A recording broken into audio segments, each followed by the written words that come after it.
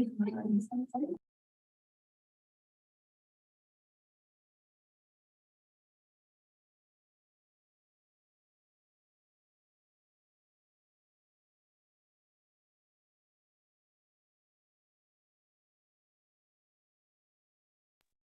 right.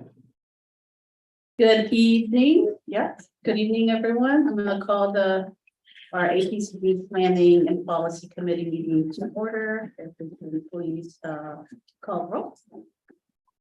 Thank you, Chair Gomez. For the record, Member Sanchez has notified us that she will be absent from today's meeting. With that, Member Bush, Member Shu, Here. Vice Chair Medina, Here. Chair Gomez. Here, Thank you. thank you. If we can get a motion for the approval of the February 23rd statement of proceedings. Also me, second.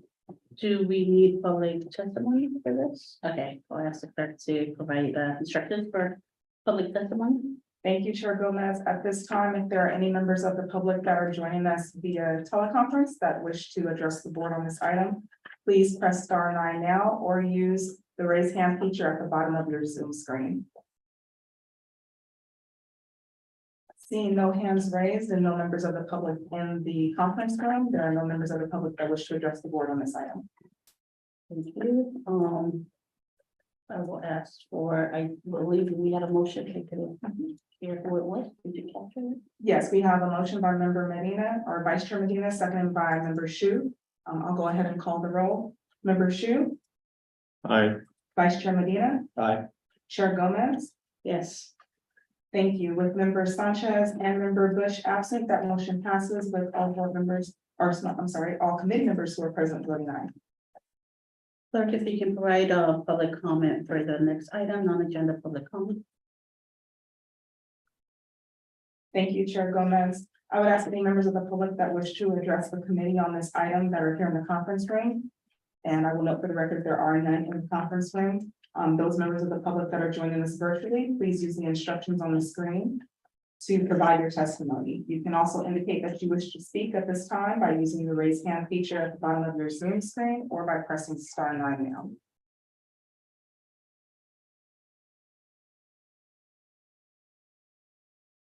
Seeing no hands raised, there are no members of the public wishing to provide testimony under non-agenda public communication.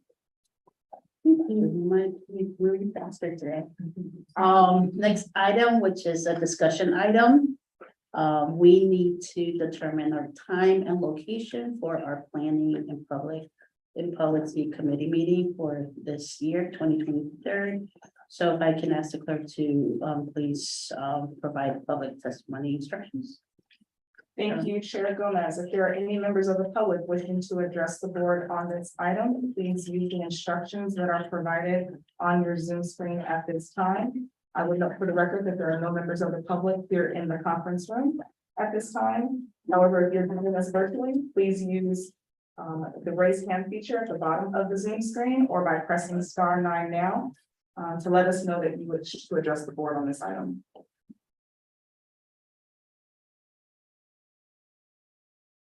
Seeing no hands raised, there are no members of the public wishing to provide testimony on this item.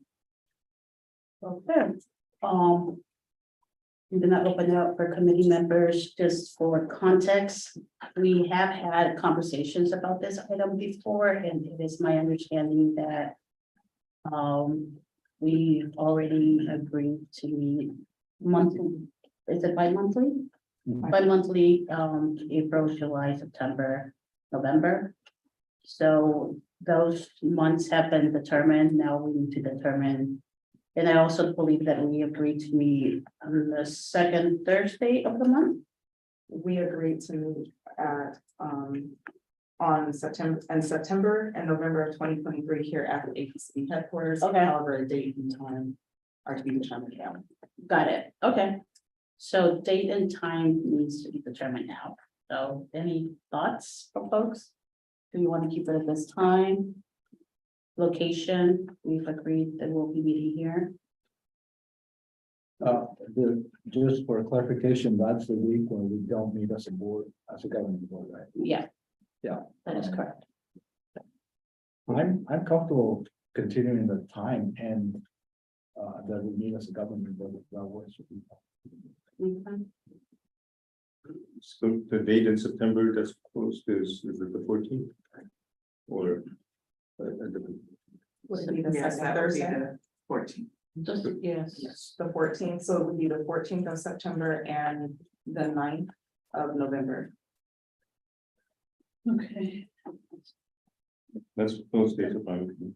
14 wouldn't work for me. Oh, okay. So sorry. I could make the 15 work, which is a Wednesday, or if you want to look at it, you might keep it on Thursday. Actually, no, I can make the 14th work. Just for clarification, it would be the 14th at 5:30 or the 14th at 2 p.m. I'm flexible, but Let's do 5:30. And then for the November date, that would be November 9th at 5:30. That's fine with me. it works. Alrighty, put it in calendars. These not tasty. Do we need a motion for this? Okay, if I can please get a motion to confirm our calendar, agreeing to set the schedule for September 14th and November 9th at 5:30. Both locations are here. 1 second. Is there a motion? I'll make the motion. That's fine. All those in favor? All right. Any opposed? Thank you. With members Sanchez and Bush absent, that motion passes with those committee members who are present voting aye. Thank you. Now we're moving to updates on the strategic strategies to reduce indirect source emissions in San Diego County. The clerk, please, is there a presentation from staff? A brief presentation. Okay, so I'll open it up to staff presentation. I'll go ahead and provide the public testimony instructions. Okay. Mhm.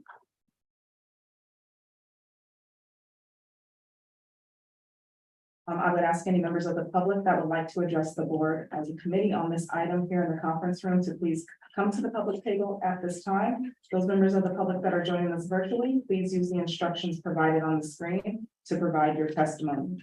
You may also indicate that you wish to speak on this item by using the raise hand feature at the bottom of the Zoom screen or by pressing *9 now. Your testimony will be heard at the conclusion of the staff presentation.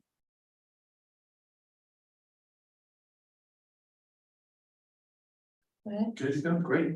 Well, we've got a brief informational update this afternoon on our just indirect source activities. I'm joined by Nick Cormier from our Rural Development Group, as well as Randy Constellation, who will join us remotely to walk us through the presentation. So with that, I'll turn it over to you, Randy, if you can hear us. Go ahead and get started.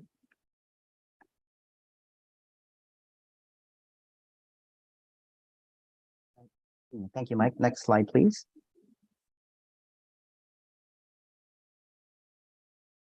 The June board meeting, the board approved staff's recommendation requested action 1A, convene a working group of community and industry stakeholders.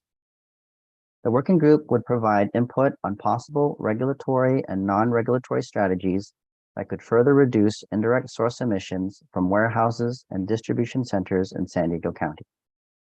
The working group would serve as a more structured platform than the individual stakeholder meetings held to date to bring relevant parties together to discuss potential alternative strategies, which may include incentive programs focused on smaller warehouses impacting sensitive land uses and exploring possible land use measures with other jurisdictional partners.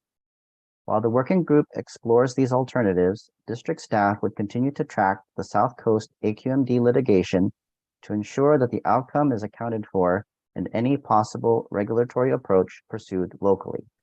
As part of its direction, the board instructed staff to prioritize under-resourced communities, consider smaller warehouses and warehouses near sensitive receptors, for example, residences, hospitals, and schools, and return at the next board meeting with a timeline for action and proposed composition of the working group. Next slide, please. Today, we are bringing you the tentative timeline and proposed warehouse working group composition as requested at that board meeting. We will start with the timeline. The following are key proposed milestones listed in Attachment A, Timeline and Working Group Participants. August 2023. District staff will initiate the procurement process, secure contractors to prepare required California Environmental Quality Act, CEQA, and Socioeconomic Impact Assessment, SIA documentation. September. Staff will convene introductory meetings with potential warehouse working group WWG participants and representation from EJ communities and industry. October. Staff will provide the board with an update similar to today's presentation on the WWG. November. WWG kickoff meeting, which will be held virtually via Zoom with an allotted time of 2 hours. Subsequent meetings will be conducted monthly. December. Staff will provide the board an update on preliminary conversations in the WWG meetings. January to July 2024. Staff will continue to engage in monthly WWG meetings to facilitate an opportunity for additional public outreach, engagement, and meaningful input with the AB 617 Community Steering Committees, Environmental Justice Communities, Industrial Working Group, and possible affected warehouse owners and operators. Next slide, please. August to December 2024. Strategy and/or measure development. In addition, staff will provide an update to the APCD Planning and Policy Committee and/or board on any recommendations from the WWG and district on possible directions that may be taken. January 2025. Start the CEQA and SIA preparation process. Staff will endeavor to complete as much CEQA and SIA work as possible in parallel to ongoing WWG discussions. However, this documentation cannot be finalized and released for comment until the project proposal is finalized. An environmental impact report, EIR, is anticipated for any potential regulatory measures, which will take an estimated 12 to 18 months to complete. March to November. The draft strategy will be released for public workshops and comments. December. Complete the draft CEQA environmental analysis, release for public comment, and respond to comments. June 2026.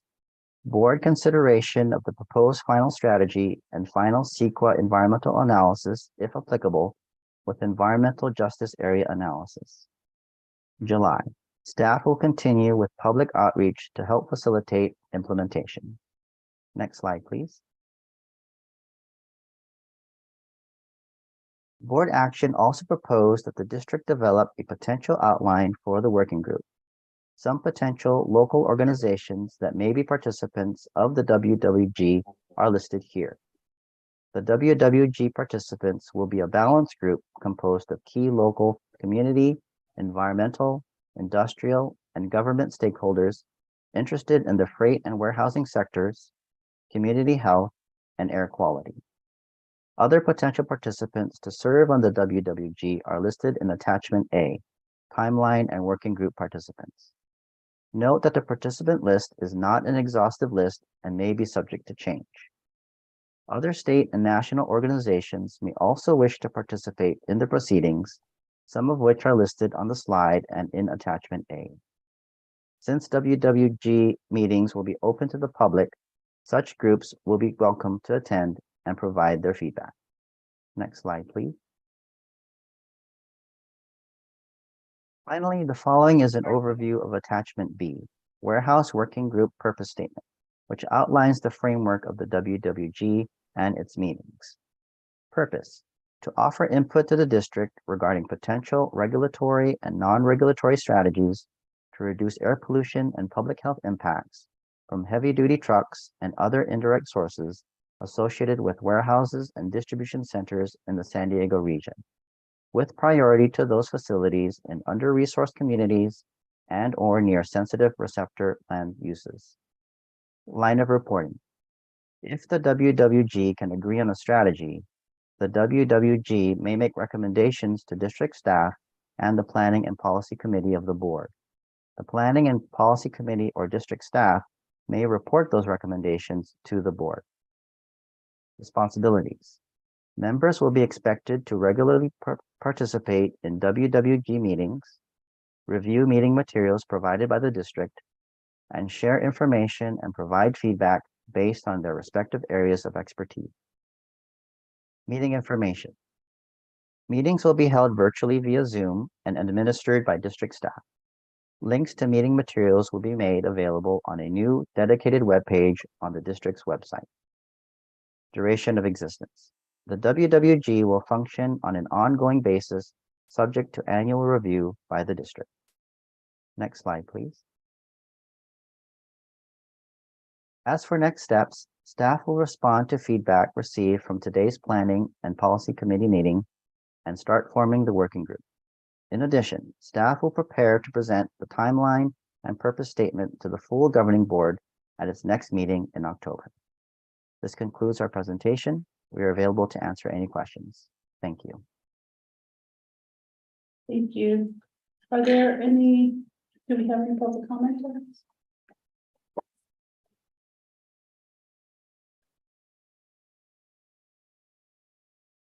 Thank you, Chair Gomez. It looks like we have one member of the public that wishes to address the board on this item. I'd like to note for the record that there are no members of the public here in the conference room. I would ask that that individual please be prepared to speak before the board by stating your name for the record. You will have 3 minutes to address the board. Please self-regulate your time. I will ask that you conclude your comments when your time has ended. With that, Nicholas Fowle.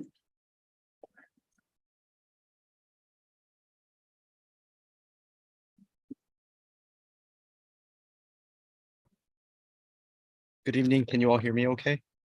Yes. Good evening, board members and staff. I am calling just with some really quick comments. You know, I really appreciate the concern of general board members and the direction to kind of convene these workshops and start formulating an ISR that's responsive to like the unique concerns of our community. So focusing on DACs and focusing on smaller warehouses below the 100,000 square foot threshold, I think is important.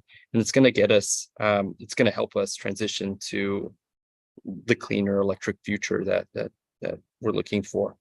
One general concern that I wanted to kind of elevate is, you know, looking at the proposed timeline, we're looking at about a 3-year effort. And you know, just a general question to staff, you know, I believe there's 10 proposed meetings with community with this working group. And I wondered if that's standard, if there's a way to kind of speed up the timeline. I think a concern that we have is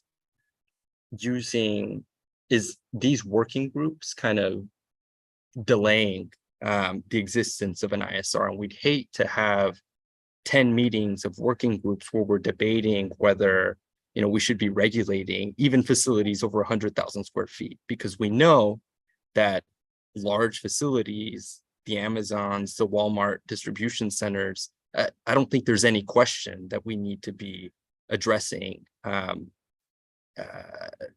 heavy duty diesel trucks from these facilities. And so, like, again, I just wanted to reiterate, do we need to have 10 meetings? Is there a way that we can kind of expedite this process so that we're not waiting till 2026 to have a proposal for consideration for the general board? And yeah, I'll leave it there. Thank you. Thank you. Seeing no additional hands raised virtually, that concludes public testimony on this item. I would also like to note for the record that Member Bush has joined the meeting. Thank you. I'll open it up for committee members, discussions, questions. Any? I have it. Go ahead. I don't have the list of the additional organizations that are being considered to join the working group. So I was wondering if there are any from Tijuana from across the border. I believe that a lot of the warehouses over there, not that they're considering an ISR, but I think the ramifications or the consequences of having an ISR would affect their operations too. So it would seem that including them would be a really good move. And I think it ties into another interest of mine, which I was not able to make the meeting today, Domingo, but I think it would be good to involve in the Tijuana, San Diego environmental meetings to include non-environmental agencies, but that, that have a lot of bearing on environmental issues in Tijuana to expand that group. And I was going to make that suggestion, but I couldn't make it today. So I think this is an opportunity where we can do that if there's no regulatory prohibition against bringing people from across the border and joining our working group. I think that's really good feedback. I don't believe we had any cross-border entities on that list, but I think that's a really good comment. Something I'll definitely look at. I think we've got, Domingo could probably help us with some ideas of entities and open any feedback or suggestions that you all might have on that as well. But I like that idea of at least extending that invitation, because you're right, there will be an impact on those facilities that come to warehouses on this side of the border. Thank you. That's exactly what we wanted from this discussion. And I would suggest, we should also contact the Mexican consulate locally. That would be a great place to start. I think it's kind of like protocol to let them know that we'll be crossing the border with these invites, and they may help develop some names of people as well. But I think they would appreciate that kind of involvement.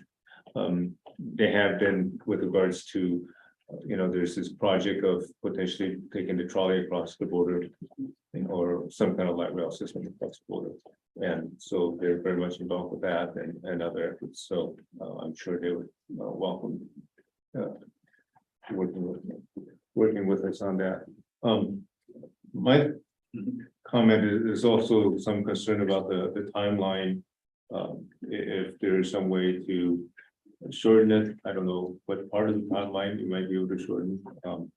But I think these things do take time, but it's a long time.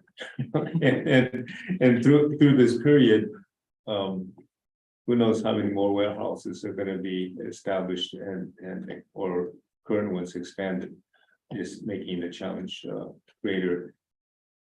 And I'm hoping that the industry also knows that this process is going forward. Very likely we will have some kind of a rule in direct sources, so that they can start making that conversion. They don't have to wait until we get there, because they're of course expending funding, or they're saving money for some kind of capital improvement of some sort. They can start that now, and they should.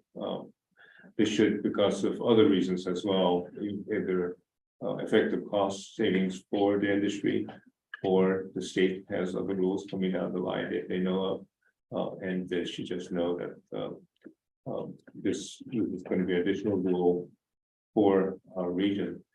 And lastly, I can't, my concern that I expressed at the last overall board meeting, if we're going to pilot something, if we're going to have some concentration of measurements, that we stick to these considerations that we outlined in the most impacted communities. That's where some of our measurements are already taking place. Certainly for 2.5 of particulate matter.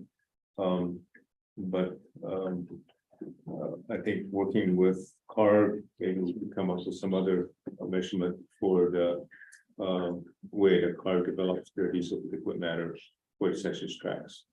So they came up with that number somehow, and based on that, other communities are involved besides the Forsyth communities. So that includes East County, El Cajon, La Mesa, 85 percentile higher. It also includes San Marcos, Oceanside, many of the cities along the I-5 corridor. And I think by doing that, we can garner the support of these other communities throughout the county. If you go to 75 percentile higher, it includes the unincorporated part of the county as well. So we can really make sure that the other elected leaders in our community, in our regions, know that this rule is going to help some of the most affected parts of our county. That includes them. So county supervisors will be involved, at least one, and also a number of political leaders that in the past may not have paid much attention to this because they simply didn't know that they had census tracts in some of the worst numbers in the state. So to me, that'll be an important thing to bring into focus. That's very, very helpful. I think if I can speak to the pipeline piece a little bit, I think there's certainly potentially are opportunities to shorten that if we needed to. I think we've got whatever the number is, 10, 12 workshops identified in there, with a few of them with specific topics that we want to cover. I think the thought process was as we get into the conversation with those groups, that might lead to additional conversations and additional, working group topics. But I think depending on the nature of those conversations, there's opportunities to sort of trim that down and try to, solidify around a couple actionable items that we can move forward on.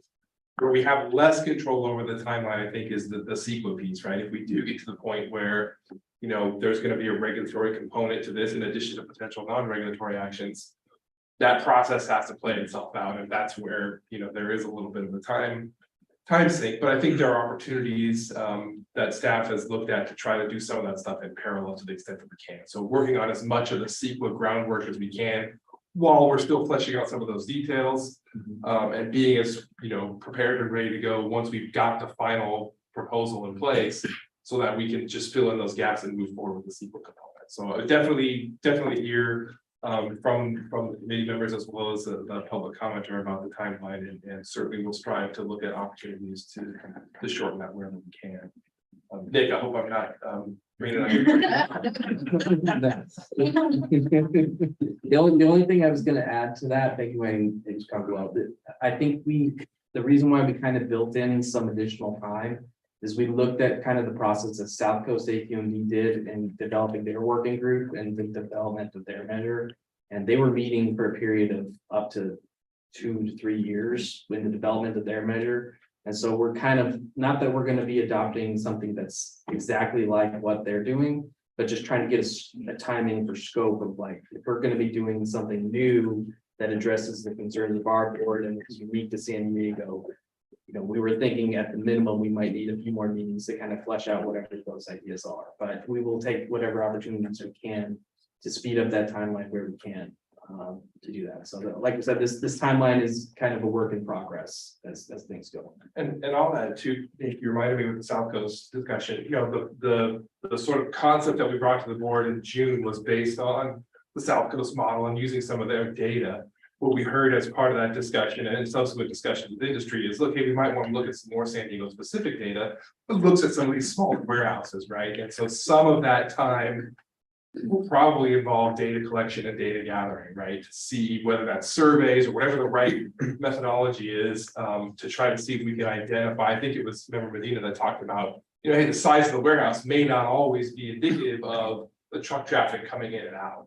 And so, taking a second look at how we could get that data, and whatever methods we may need to employ to try to gather that information could factor into some of that timeline to a certain extent. Because we want to get good data, right? We want to base it on solid information.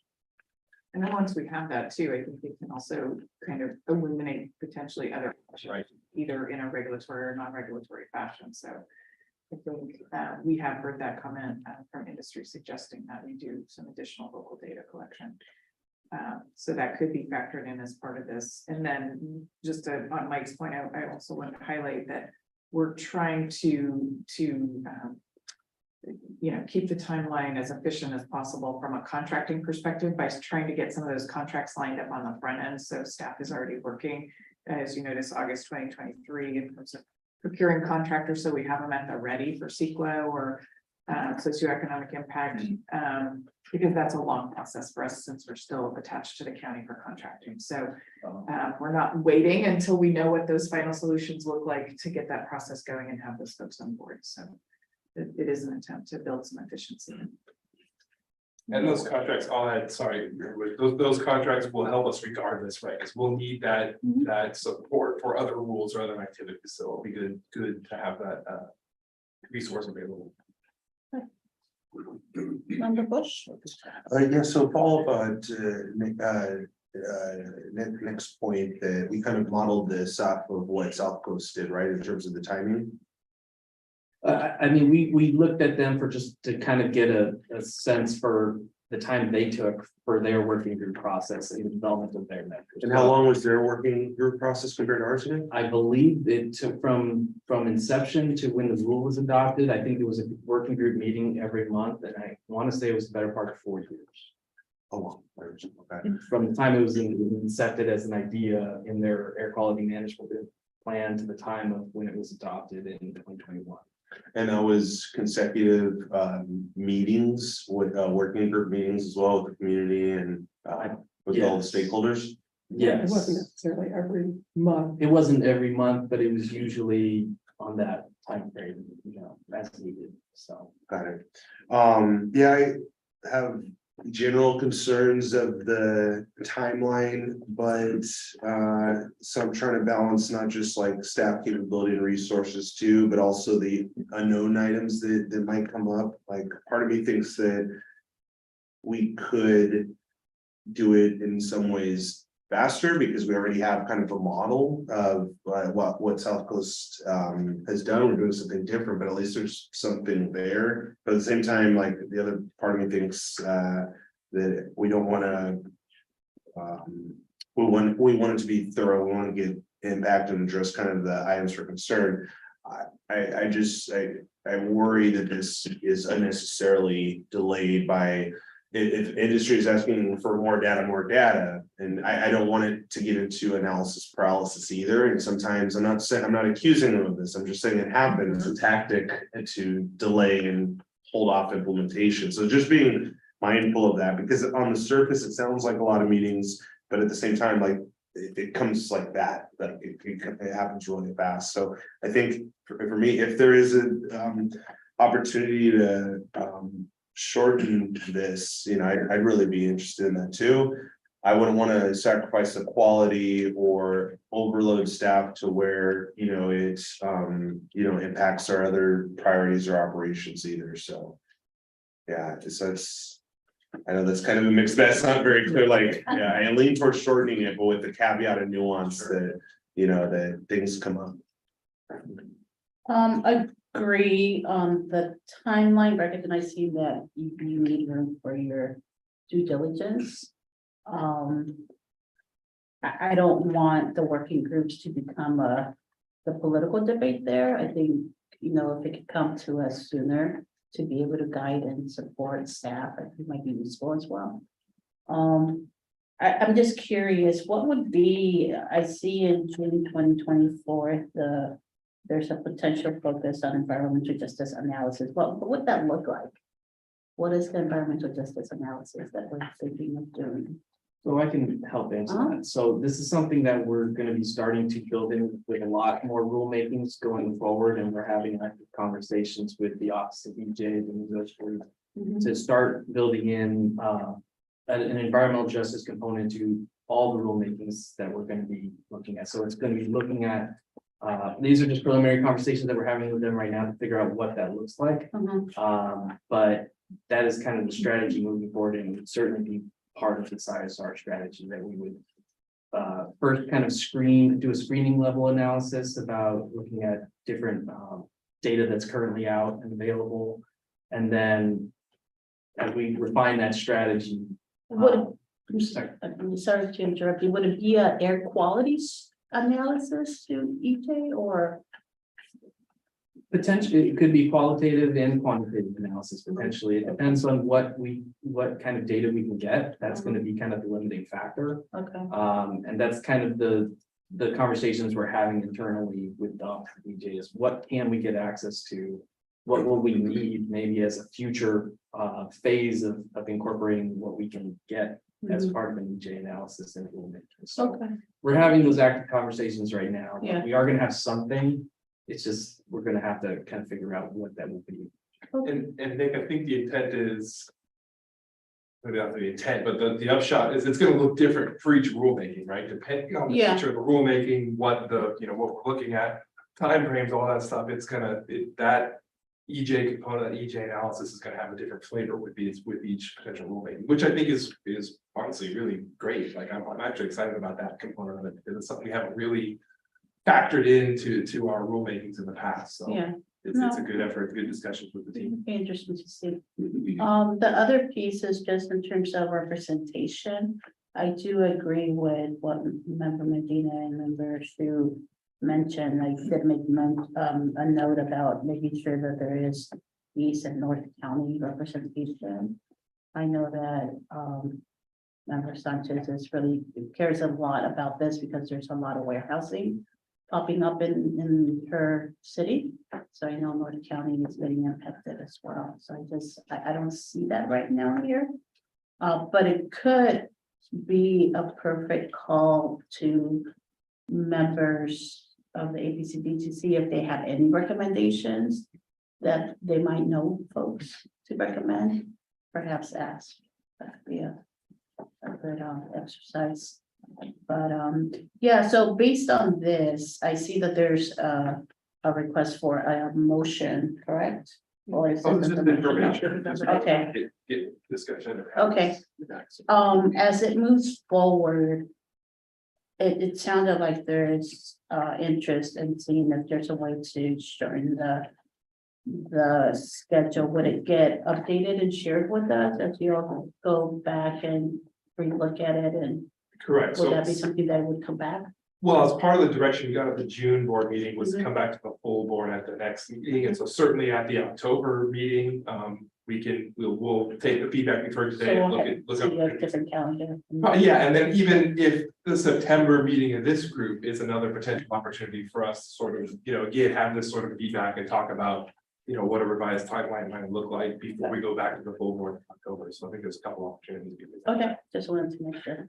Okay. There's like. One other- Go ahead. Go ahead. Oh, I was gonna bring up another area of topic, which is the public information and strategy with regards to how we want to roll this out.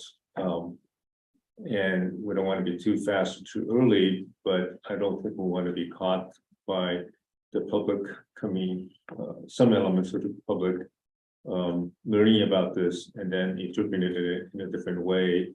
And then it becomes, unfortunately, a lot of bad information goes out and then it becomes a kind of a political mess.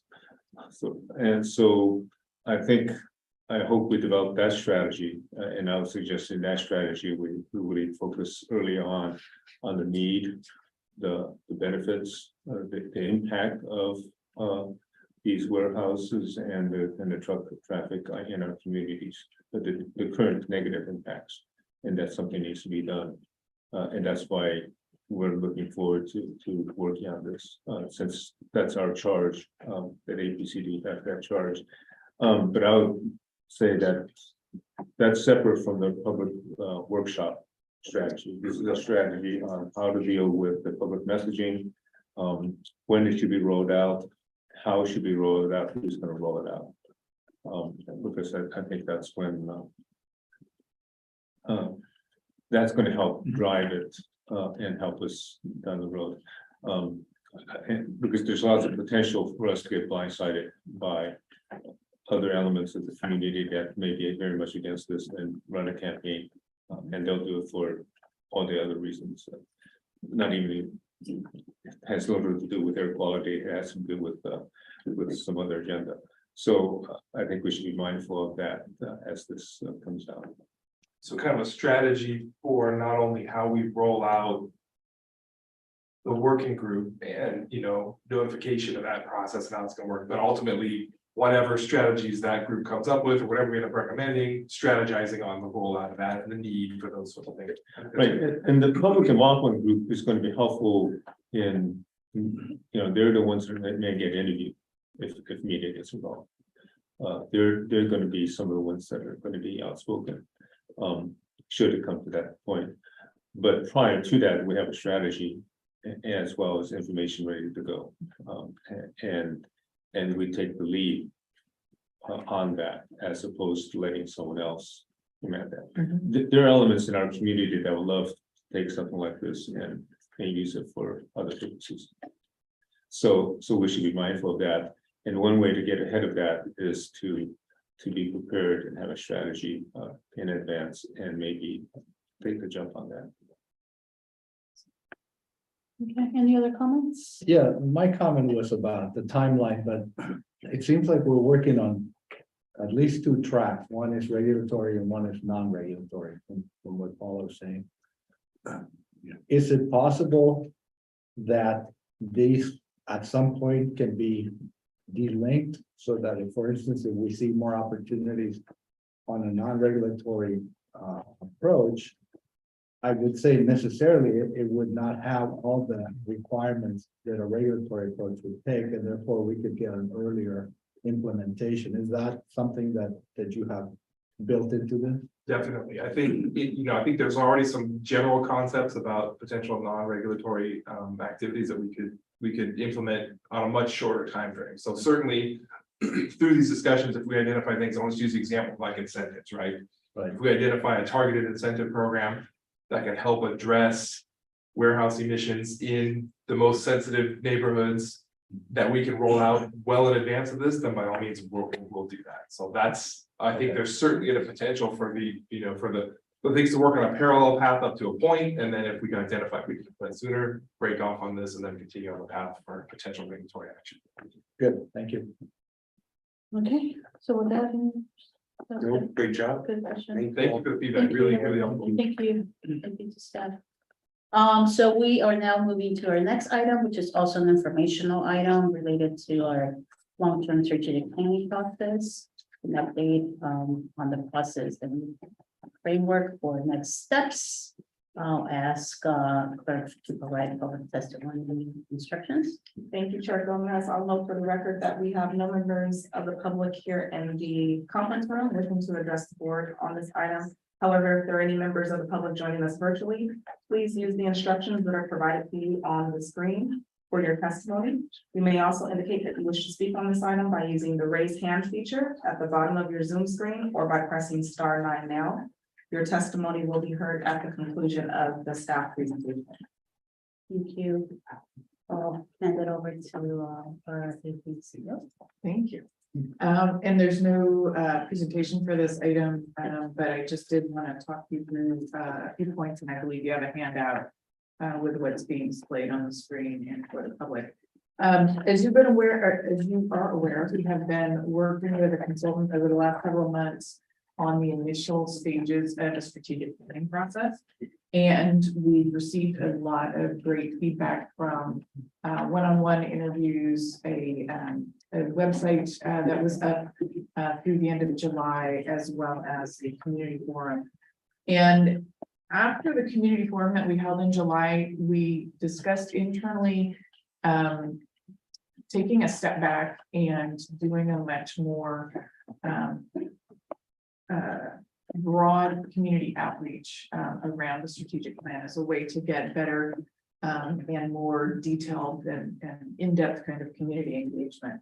And so we decided to expand upon the process and the engagement that we were looking to pursue and to bring this work in-house. And so we recognize that we have a lot of terrific talent on our staff, and we're also already in a lot of places with community organizations and have established some of those relationships. And we really felt that we could use those existing relationships, this is where we are, in order to really build a terrific strategic plan.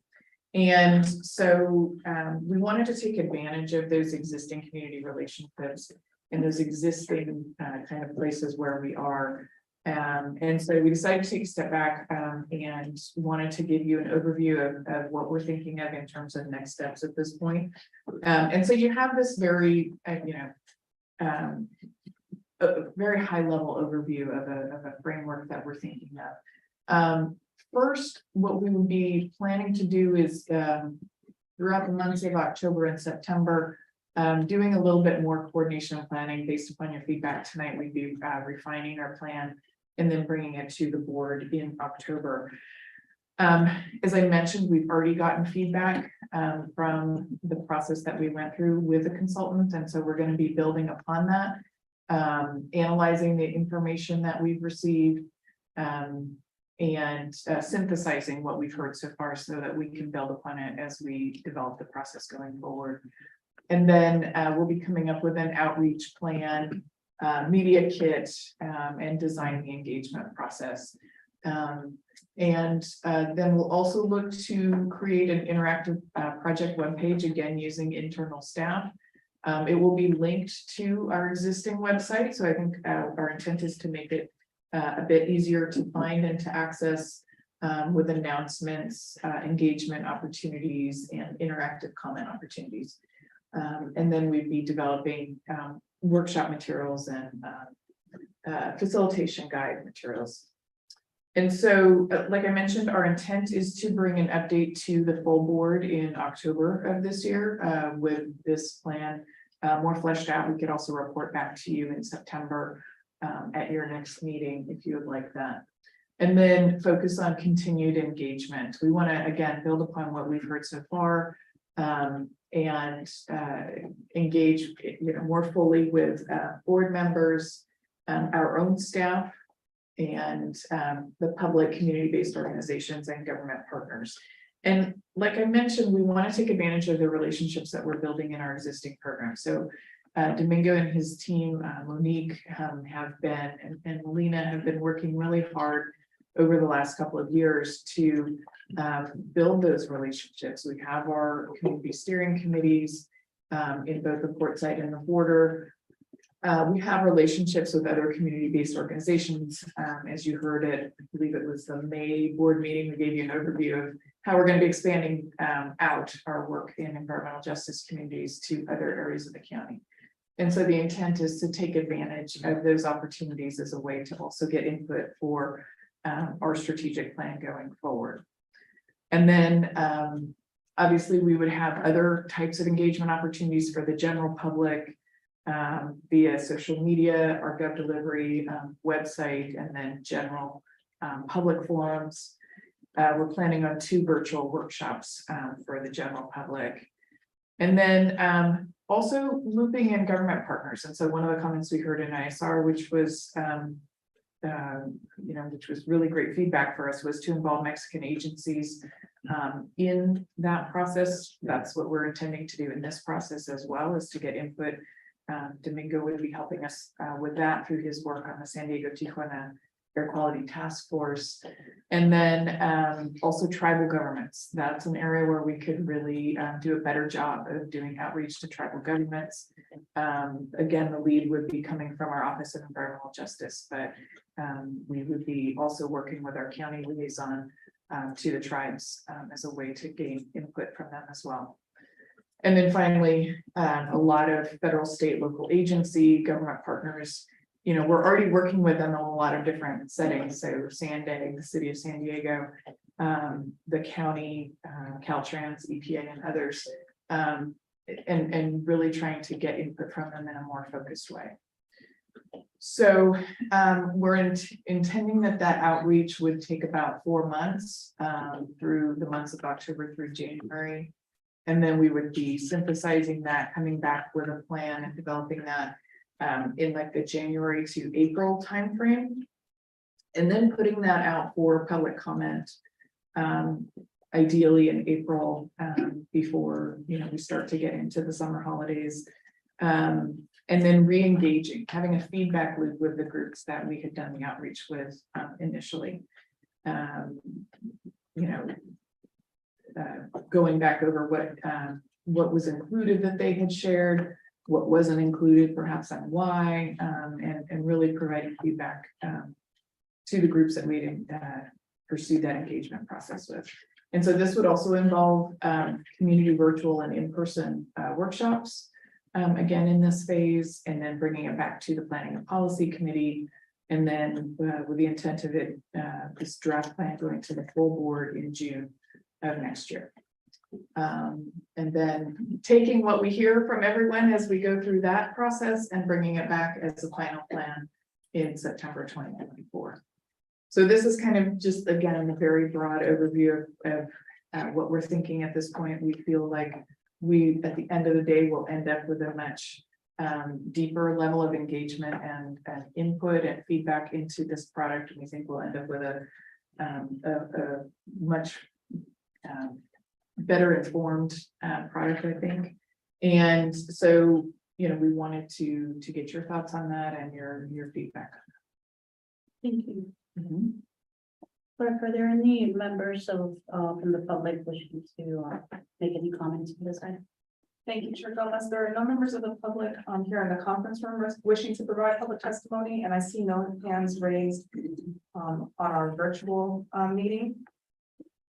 Give them a couple minutes to see if anyone wishes to speak virtually. Seeing no hands raised, there is no public testimony on this item. Thank you. Are there any comments from members?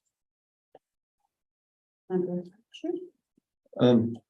So there's a couple of things I'm interested in. One is, and I've seen general plans for cities, and I've seen climate action plans and things like that. And then for air pollution, we have the Portside Community Plan. And in that plan, there is a goal or target by a certain time.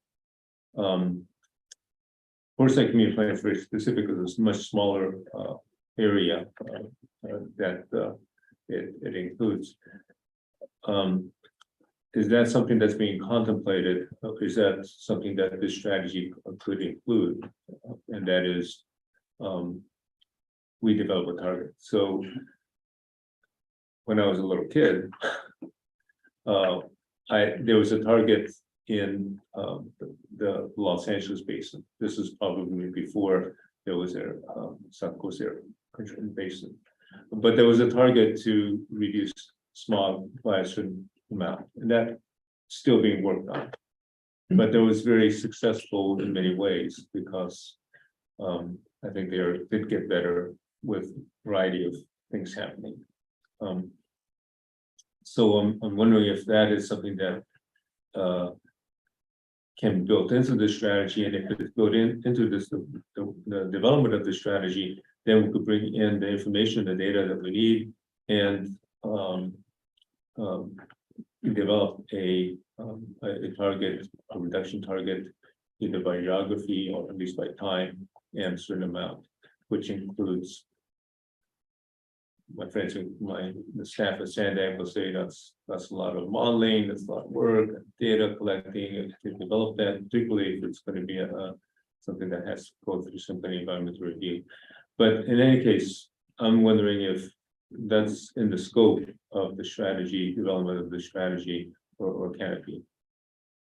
I think it's certainly something that we can look at. I mean, we do have our regional air quality plans to achieve attainment of the federal standards and state standards as well. And so we have a lot of strategies that are already laid out in those plans. We can certainly build off of those. And then, you know, we also have EPA looking at the particulate matter standards. That's entirely possible.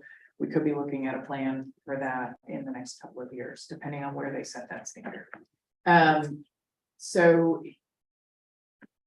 certainly we have the target of attainment of those standards already set, and it's we have that timeline laid out and what it's going to take us to get there. I think one of the challenges is that we have jurisdiction over a relatively small amount of the sources of the pollution in San Diego County. However, we're also pursuing every strategy we can to reduce the emissions from the other strategies or from the other sources like incentives and like our mobile source compliance unit and things like that. So I think it's certainly something that we can look at and look at an aspirational goal like we have in the CERT. And we may be able to pull from the existing plans that we have in terms of looking at strategies for how to achieve that. Right, and because we're more localized in the state and federal, then I think our task may be to localize it to specific communities, such as the Foresight community plan. Only we would do so within our region, looking at the most impacted communities as those that need to be affected. And also a strategy maybe with some triggers. So in the LA basin, when it's a bad air day, certain things happen, right? You're not supposed to drive as much. There's different levels, different actions. In other places in the world, in China, they have very drastic measures. In Beijing, they can be very drastic and very dictatorial. So I'm not suggesting we go, to kind of a, well, maybe we can't, because I don't think our air quality will get that bad that we need to do those drastic measures. But there are measures that we can take, especially in localized areas where air quality is very bad. So in that pocket, and now that we're having better measurement tools, maybe that we can actually focus on that. Certainly we need that in the Foresight communities. When traffic is backed up for 2 hours to cross the border or more, we know what's happening. And I'm trying to get Sandag to address that, the border committee. And certainly starting to focus in on that. And what can we do to, when it gets to that point, what are some things that we can do to change that? With the international border, we may not have any control of that at all. But we should at least develop some kind of ideas and propose some things that we can consider that and not accept that that's going to be the condition that we just have to live with. Members, sure. Great ideas, great comments. Seems like that's when we start that process, that would be great to incorporate. Maybe if I can get us back to the timeline and the process that is being laid out in front of us. Because I think I don't want to be, I know you have a lot of thoughts, but I think right now for the purposes of this discussion, I want us to bring us back to the process and the timeline that is being laid out. I did want to ask staff, based on what you're proposing now, because I do not recall the timeline and framework that was proposed previously. What is the difference? So It sounds like it's originally- longer and this more is longer. more engaging, right? Correct.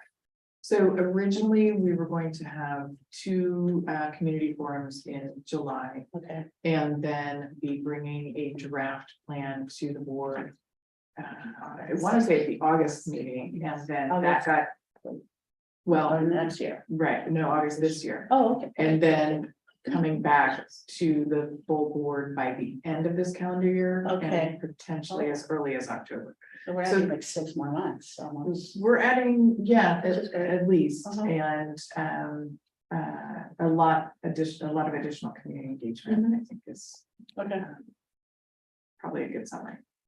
I don't know if there are any comments. I do have comments, so I'll let others. think, Yeah, or- just real quick, because unfortunately I have a hard stop at 6:30. I'm on vacation like starting tomorrow, so I gotta get packed and prep for it. So I'll be gone for 10 days. But no, I'm glad that this is being brought in-house and consultants can be good, and especially to help out with our resources, our time. But it's true, we already have all of this in-house, all the talent in-house. So and yeah, it adds a little bit more time. But I think that's the buffer we need just to make sure that everything's, kind of balanced, so that we're still maintaining our current priorities and operations.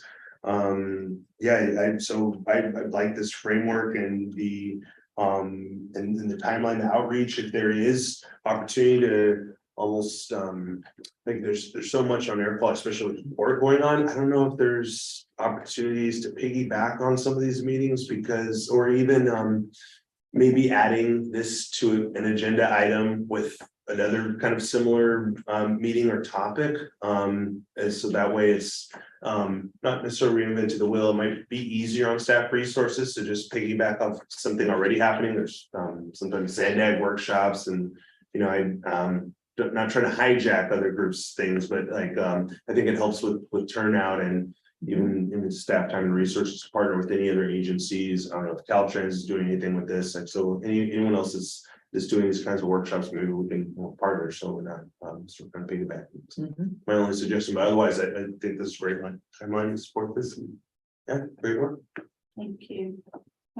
Yeah, my question is about what was the timeline for the strategic plan? Was it a 3-year plan, a 5-year plan, a 10-year plan? Was that defined?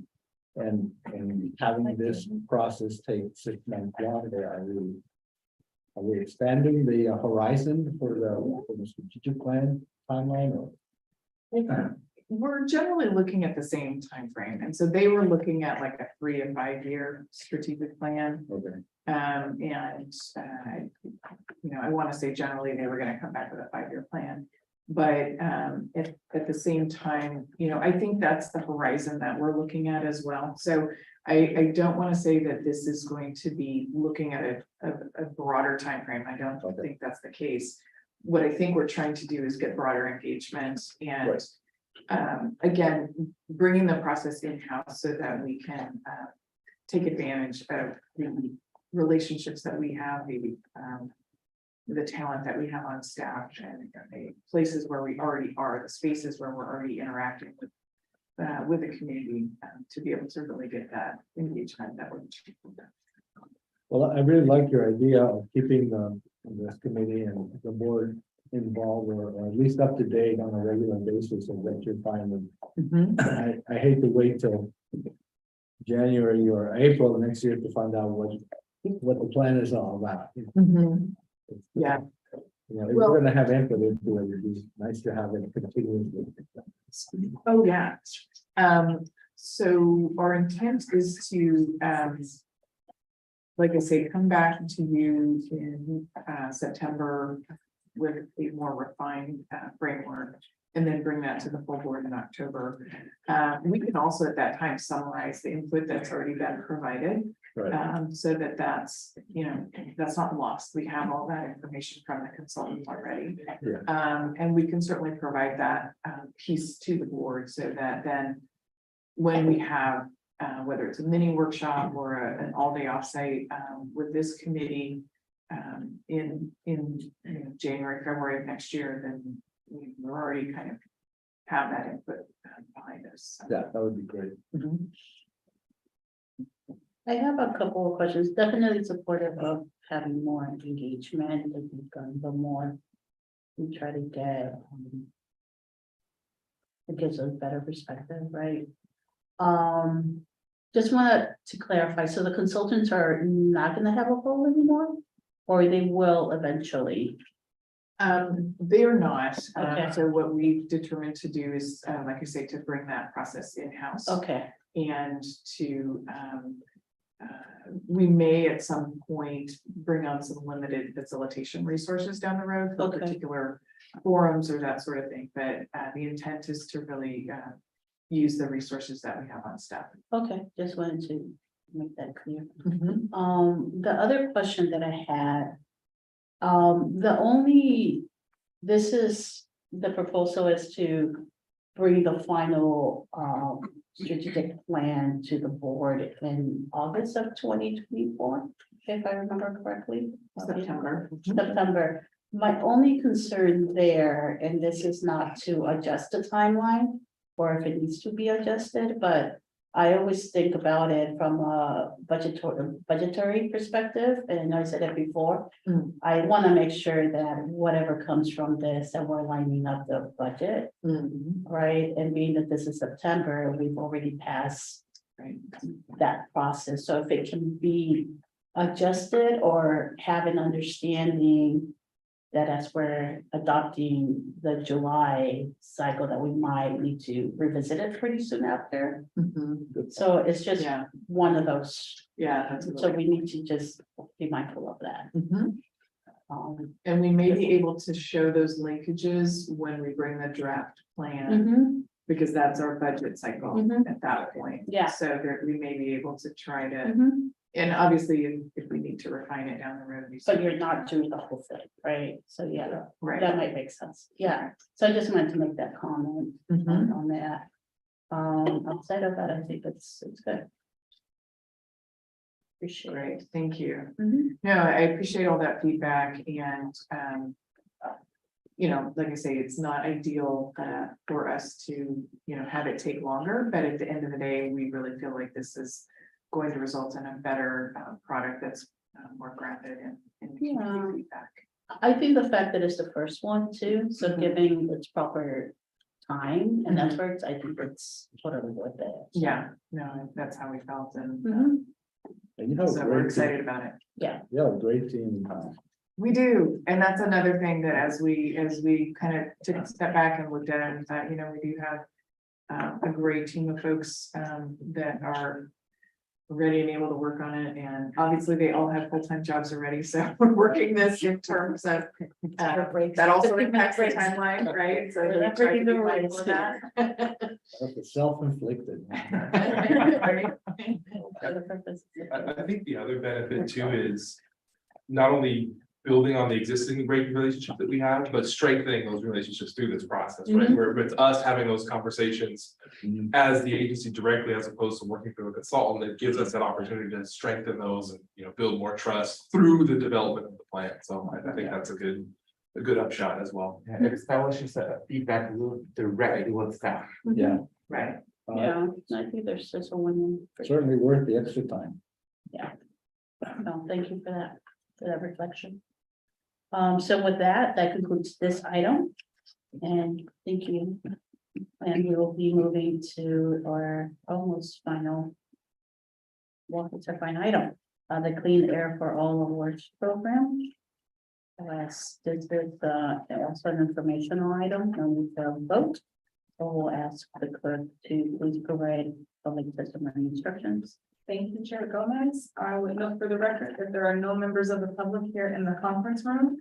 However, those members of the public that are joining us virtually, please use the instructions provided on the screen if you wish to provide public testimony on this item. You can indicate that you wish to speak on this item by using the raise hand feature at the bottom of your Zoom screen or by pressing *9 now. Your testimony will be heard at the conclusion of the staff presentation. Thank you. I'll turn it over to staff, to our public information officer. Thank you. I'll just do a very brief intro. Wrong name here. Not a problem. And good afternoon, board members. I'm Domingo, Deputy Director here at APCD. And it is my pleasure today to introduce the launch of our Clean Air for All Awards program. This is a new recognition program to acknowledge the efforts of entities that share our vision of clean air for all and that take actions on their own initiative to get us closer to reaching that vision. I would like to turn it over to our Public Information Officer, Melinda Mesa, to share more details about this awards program. Thank you. Next slide, please. Thank you, Domingo. The San Diego County Air Pollution Control District is launching a Clean Air for All Awards program. The focus will be to acknowledge those that are going above and beyond, the groups that are doing more than what is required by federal, state, and local regulations. These are the groups that take the initiative to make a difference in their community. Next slide, please. Nomination eligibility. Award nominations are open to organizations that make an impact, such as nonprofits, industry, government, business organizations, and organizations can apply to one of three categories: air quality, public health, and environmental justice. The air quality category will recognize organizations that implement solutions to reduce or prevent air pollution or increase environmental compliance. The public health category will be to recognize organizations that focus on healthcare initiatives related to air pollution. The environmental justice and equity component will be to recognize organizations making a difference in under-resourced communities that are disproportionately burdened by air pollution. An organization will be chosen in each category, as we recognize that there are many ways to make a difference in improving air quality. Next slide, please. Organizations will be asked to submit an application packet online that describes the problem that the organization has identified, how they determined a solution or a program, the costs associated, and how they demonstrated the success of this program or the outcome of the program. After the application period closes, the selection process is anticipated to take about 2 to 3 weeks. Next slide, please. Selection process. The application period will be open for 1 month. And during the selection process, organizations will be graded on a rubric based on requirements that were outlined in the application process. Applications will be selected by the Air Pollution Control Officer, select staff, and the governing board chair. The award winners will be recognized in an event tied to Clean Air Day and during the October governing board meeting. We will also publicize it via our social media and a press release. Next slide, please. Next steps. The application period will open tomorrow and applicants can apply via our website. And the awards program will be broadly distributed via social media, our email distribution service, and through our partner organization. This concludes the presentation for this informational item. There's no action requested today from the committee, and staff is available to answer any questions. Thank you. Are there any members from the public wishing to make any comments? Thank you, Chair Gomez. As I noted, there are no members of the public here in the conference room, and there are a couple of attendees on our virtual meeting. I see no hands raised. So at this time, there are no members of the public wishing to provide testimony on this item. Thank you. Are there any comments from committee members? Yeah, what is the award? What do you win? To recognize that you are an amazing person or amazing organization. There's just to recognize the folks out there that are doing really making a difference. Great. We're hoping to inspire other organizations to think outside the box and, develop and implement solutions to promote clean air. And I did talk to South Coast because they actually have a very robust awards program to just kind of learn what it is that they're doing.